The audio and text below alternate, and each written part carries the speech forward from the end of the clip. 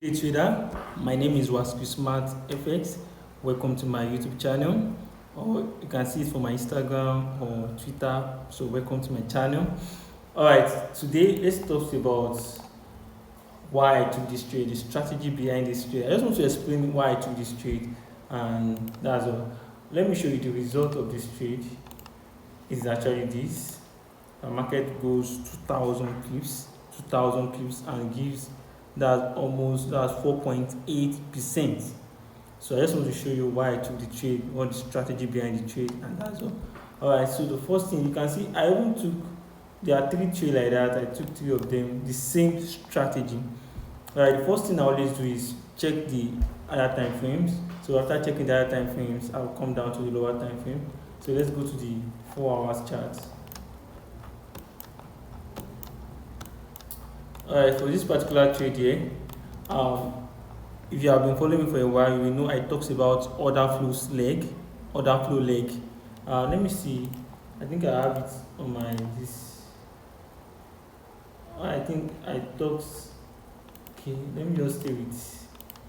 Okay, I always talks about the order flow legs, and one thing about the order flow leg is that order flow legs tells you the intentions of the market, And if you look at this particular trade here, at this particular level here, I have another flow leg. This is another flow leg. What I mean by order flow leg is a price leg, but not just a price leg that makes it an order flow leg. It also has some characteristics. For example, it must have an SP, it must have a fair value gap, and it must have a fair value area. So those three things makes it an order flow leg. So the moment market breaks this high, we have a fair value area because we have a fair value gap and we have an SP. So those are the three things that comes together that makes a fair value area. So my expectation is that market should come inside the range of a fair value area for what? For buy continuation. Most of my analysis, I always talks about order flow legs, because without order flow legs, you cannot know what. Let me see. Without order flow legs, you can see it. I said market external order flow is still bearish.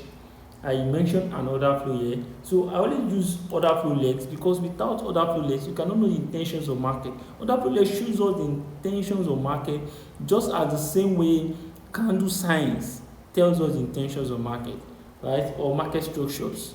Order flow legs, but it's just about you understanding each order flow legs in the market. So I expect markets to come inside. So inside this order flow leg, I know that market is supposed to buy from a 4 hours. I have an understanding of market buying from a 4 hours. So I go down to 15-minute chart. Inside, let me put this to lower time frame. It's not there. Alright. So you can see it here. This is the fair value gap I'm looking at in the higher time frame. So when I get to the lower time frame, this is the SP on higher time frame. This is the SP, the swing point. This is the fair value gap. So when I come to lower time frame, inside the range of the order flow leg, I want to look for SLP, structural liquidity point of interest. So the SLP I saw here is what is the breaker block here. But this is what I saw here. I saw market as this. Then I saw how market has been trading. Then we have double breakup structure here. So we have come back, then inducement, then the breaker block, then back. So this is the concept. SLP, structural liquidity point of interest. You can check that on my YouTube channel. I will post a video at the end of this video so that you can check it out. I explain some of these things deep.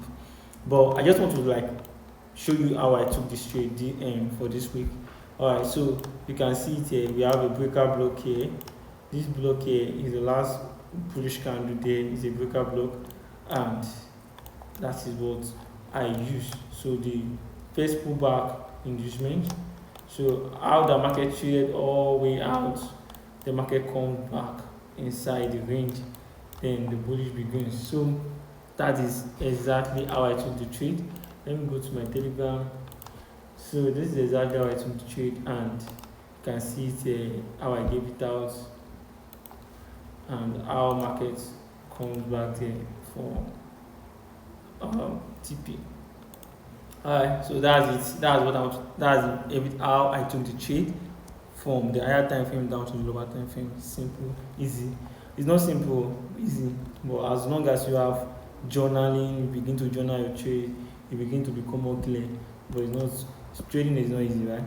Alright, so for this coming week, this coming Saturday, I'll be having a talk show, which I did last week too. Yeah, a talk show coming up.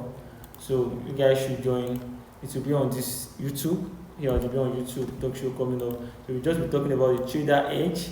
Yeah, the trader edge ability of both having a strategy and psychology. You know, there's a saying that the forest industry or the forest market is 80% psychology, which is very, very true. Even more than that, because everything we are doing is in our mind. You can give two traders same strategy, same amount, same account, and one is going to blow out the account. Even following the same strategy, you can still lose. Yeah. So, but we have to know the balancing of both strategy and your mindset, your psychology, understanding yourself, knowing yourself, knowing the strategy that works for you. It's not just about you learning from your mentor.